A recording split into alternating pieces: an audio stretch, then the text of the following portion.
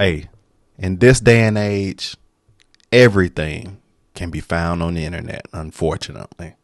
Your email addresses, all the addresses you lived at, your phone number, your baby mama's address, it's all on the internet. Let me tell you what happened. So I went in, I said, let me do a search on me. I pulled a search up, man. It shows you right where I work at during the daytime. It show you the address, everything. Crazy. It showed everything. Crazy. So I said, you know what? I said that. Let me go ahead and look at the actual address for myself and see if it shows my address and stuff like that. And fortunately, because of Aura, it doesn't anymore. But when I looked up some family members, bro, you could pull up right to the door. That sucks. That is scary. It is. This information is accessible because of the data brokers who profit by selling your information to robocallers, telemarketers, spammers, and anyone else who wants to learn more about you. That's why I'm excited to tell you about today's sponsor, Aura. Aura will identify data brokers that are exposing your information and automatically submit opt-out requests on your behalf. They'll even opt you out of junk mail and telemarketer listings. You can use my link, https://aura.com SIBO and Snapper to try 2 weeks to see how many data brokers are actually sharing your information. Also linked in the description, and you can also use the QR code. Aura also monitors your emails and passwords to see if they're involved in a data breach and exposed on the dark web. And they give you recommendations, which is the dopest. Aura's app also features a VPN, password manager, real-time credit and identity theft monitoring, internet parental controls, and protects your devices from malware.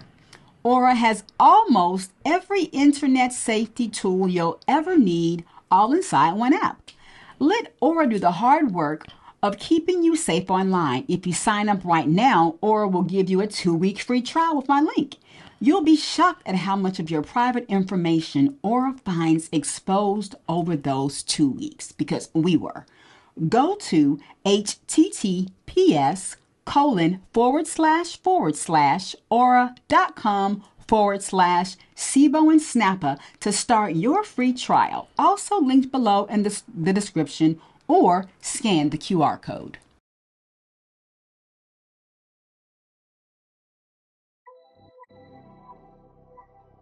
Yeah. Man, we back, man. What's going on? What's going on, guys? What's going on, guys? Back with another one. Back with another one. Yo, so I saw this, and it said, "Here's why racism is complicated." But I think the title, I'm gonna title this something totally different, because I saw it was somebody's channel that reacted to this, and I like how they title it based on what you really hear when you go through the video. I think it goes back and covers something that, what we just watched on that level. So I'm curious to see. Okay. Well, I'm really liking the new information that we learning. Learning is really great, guys. It really is. That's how you grow. That's how you grow.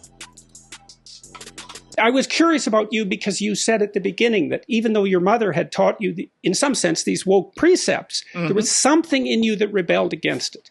Yeah, what was that? Yeah, it's not. I don't rebel against the idea that, for example, there is institutional racism. I don't think it should be called that, but there are inequities in society between, say, black and white that are due to racist attitudes, usually in the past, and racist biases and racist lookings past. All of those things are definitely true. There are all sorts of things in Black history that have helped to set us back that one should certainly know about. One should know about the redlining of neighborhoods where in many cities, most Black people lived in neighborhoods where banks would not give you a loan. All of these things are very real.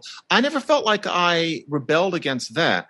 What I rebelled against was the idea that you base your whole sense of identity upon those things, such that you live a life that's abbreviated because you're exaggerating how bad it still is, and you're distorting what's necessary to create dignified lives for Black people. Yeah. And my feeling's always been, you probably have about 80 years You're lucky if you've got 80 years. And if you spend your whole life maintaining, in my time period, the same battle poses in the 80s and 90s that people needed in the 50s and 60s, after a while, you've spent your life play acting, and then you die and the world goes on. What I rejected was the exaggeration. And so, for example, I remember if there was one moment where I realized there was something wrong with me, it was in the wake of the Rodney King trial in 1991. And a lot of Black people I liked very much were united in saying, what happened to Rodney King shows that a Black man can't get justice in this country. And I remember thinking, no, that statement would have made sense in about 1965 and in many American cities, 1975. And there were islands of it even in 1991. But the idea that as a 20-something Black person, you were living in a country where you just couldn't get justice, it struck me as beyond rhetoric, especially given the general attitude they had towards what being Black meant then, as we were standing around at Stanford University, a campus where all of us had been evaluated according to adjusted standards out of the idea that we were really wanted on that campus, et cetera, that we were supposed to still be speaking that language that the Black Panthers had spoken. It struck me as a pose. And there was a part of me that was deeply disturbed by the artificiality of it, and that you were actually expected to live it. Why the art of? Okay, so you use very specific words. Oppose, artificial, as opposed to what? Like what? On what base? Like you're comparing it to something, Sure. And it sounds like you're comparing it, and you don't just regard it as an exaggeration. I gotta stop and comment on some of the stuff he said beforehand. And I like the fact that he, is coming from the perspective he is, because, if you have that mindset your whole life, was pretty much what he was saying, fast forward into 80 years old, and then, you die and life goes on, which is so true. That means you did not live. You didn't live. You failed to live to the highest level of your potential. And now you're gone. Oh my gosh. That's what he said. Or headed on out. That sucks. Your criticism has gone farther than that in the past. I mean, you've also directly stated that conceptualization of the problem in this form is actually interfering with the solutions that we still need to generate. Mm-hmm. So it's not just an exaggeration; it's a problem in and of itself, and that's a deeper criticism. Mm-hmm. So what's the artificiality as far as you're concerned, and compared to what? Yeah, what you're trying to live, apparently, but what is that exactly? The question is, how much of an obstacle is racism after formal segregation has been battled, after racial attitudes changed profoundly in the 1970s? And I'm just old enough to have watched that happen. It gets to the point where, okay, racism does exist, both social and institutional, but how much of an obstacle is it to doing pragmatic things that will make poor Black people less poor and all Black people happier? So quick example would be that these days you can look at the fact that Black kids tend not to do as well on standardized tests as other kids. It's there. Now, you can look at that and you can say, well, if Black kids don't do as well on the test, that's because of racism. And so we need to eliminate the test because the test is racist. Now, in what way is the test racist? 40 years ago, maybe those tests asked you what wine goes with chicken. That hasn't been true for generations.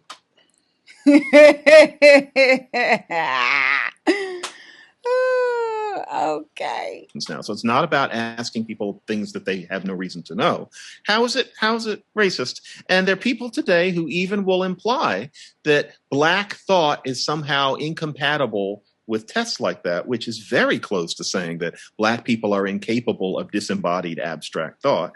And many whites will chime in. It's probably identical with that claim. Yeah, it's very unfortunate, especially given that the people who are saying it know very well the history of that being said about Black people. And so you look at the tests and you say that because Black kids don't do well on them, they are examples of systemic racism. Well, you have to get rid of racism, so you have to get rid of the tests, which means that you tell America that Black kids can't have their abstract reasoning measured without it being racist. And then when you get somebody saying, well, then Black kids just must not be as quick on the uptake, you call them a racist. And in the meantime, it's ignored that you consider helping Black kids get better at the tests, helping Black kids' parents realize what free test prep programs there are in those neighborhoods. The tests just take a little bit of practice, but you're not supposed to talk about it because the tests, quote unquote, are racist. it's an abuse of language, and it's abuse of the very conception of what racism is. That's not what my mother raised me in. That's not your grandmother's racism. That's something that comes from a way of thinking that was marginal in 1955, became sexy in about 1966, and here in 2021 is being treated as impregnable wisdom. Someone Black has to speak out against that. So that's what I mean by the exaggeration and the artificiality and the outright harm that comes from these sorts of things. Well, and with regard to it being a pose, so is it a pose of? So I could say, well, is it a pose of unearned virtue? I mean, virtue is not easy to earn. True virtue. You have to establish. Let's say we'll see where we go with this. Maybe you have to establish a relationship with beauty, and beauty is real. You have to establish a relationship with truth, and truth is real. And so to earn virtue is difficult because beauty and truth are imposing and formidable. If you have any sense at all, you see that. And so that's a daunting task to establish genuine virtue, and a terrifying task. And is the pose the willingness to adopt? See, because when I talk to the ideologue types, and maybe that happened most famously with an interview I had with, I think it was Helen. Just thinking about it. Okay. You mean Michael Eric Dyson, right? Yeah.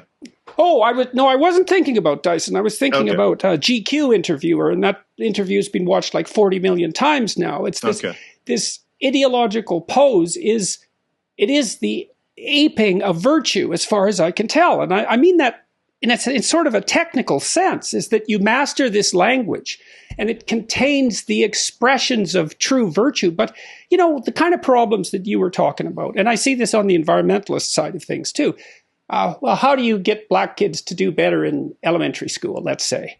Well, that's a more manageable problem. It's a problem that would take a little bit more humility to conceptualize. And it's also a really, really hard problem. And so to be virtuous in your attempts to solve. I don't think it's that hard. But he says it is. I really don't think it's that hard. All of that would probably require the dedication of your entire life, really, to take a good crack at that problem, right? Because that's a tough problem, man. And so maybe you don't want to do that and then you're enticed by your educators into this alternative. I think he's using that is really hard as sarcasm. Okay, I was about to say, I'm like, possibility where all you really have to do is master a set of propositions and you're on the winning side. And that also gives you some convenient enemies, and maybe it fulfills to some degree the religious instinct. And it appalls me to see the universities complicit in this. And that they've come to see that. And I think part of that falseness and artificiality that you described, I think the fact that exists is part of the overbearing insistence that the veil not be lifted and that no one question this, because what is underneath it is so damn ugly. Yeah. Jordan, you have nailed something. I would be loath to go so near that word virtue, because the last thing I want to do is imply that somebody isn't virtuous. Nevertheless, you're getting it in that it's an unearned virtue which people are settling for, not because they're so callow as to wish to be virtuous without earning their stripes, but because religion is attractive. And so if you are surrounded by people who are brandishing this message that everything that you don't like is racist and you can get beyond it that way, it's not that you're lazy. Now that what gets on my nerve. That gets on my nerve. Everything somebody doesn't like, this community, this group, then you're a racist and a bigot, you know. So it's just... Yeah, that's crappy. It's not that you're trying to get stripes that you didn't earn, but it's comfortable, because part of being in that religion is that there's an us versus them conception, which is very comforting. You're part of a mission of uplift, which is very comforting. And in a university, that religion is there. It's as if they're, people from a church who are behind tables out in the plaza who are waiting to recruit people. That's there as soon as you hit campus. And so that's why so many people, and now it's not just Black kids, it's also white kids, fall for this way of looking at things, where what it is you become virtuous without having done the sorts of things that ideally one might have. you're virtue signaling, and it is unearned virtue, but it's because you wish to have a cloak. You're seeking a comfort zone. I can't hate anybody for that, but it does mean an awful lot of mendacity. That's the problem. Wow. Well, That was good. yeah. Wow. It stems from way back, deep down, rooted, ways of programming. It is programming. That's exactly what it get that, and is. that's why we still, even though everybody can be kings and on a superior level, and deep down back in your head you can't do it because the white people don't want me there. The right information should change things. If you continuously keep feeding yourself the wrong information, and not just information you read or hear from other sources, people around you is still giving you information. Poor mind. And they don't have it. They going off what he said, they said, she said, your aunt said, your cousin, brother said, grandmama said, great. Give me the facts. You need to have, but accept the facts as what it is, and then make a better decision to shift the mindset. Them white people don't want me to have that job. Them white people don't have me on that car. Please. Them white people don't want to get that loan. Please. There are so many black multimillionaires and billionaires that throws that out of the window. That doesn't, you can't, that's null and void now. It's null and void. Pointless. So now what's the problem? I don't think there is any. I don't really think it's the commitment. Mindset. It's the commitment. Yep. It's the commitment of wanting to change and being willing to do whatever it takes for how long it takes to get to what you want. But it's so much easier, like you said, to have want to be in the uplift community. Because what I feel really, but he did mention the religious. I didn't mean to cut you off. Aspect of it,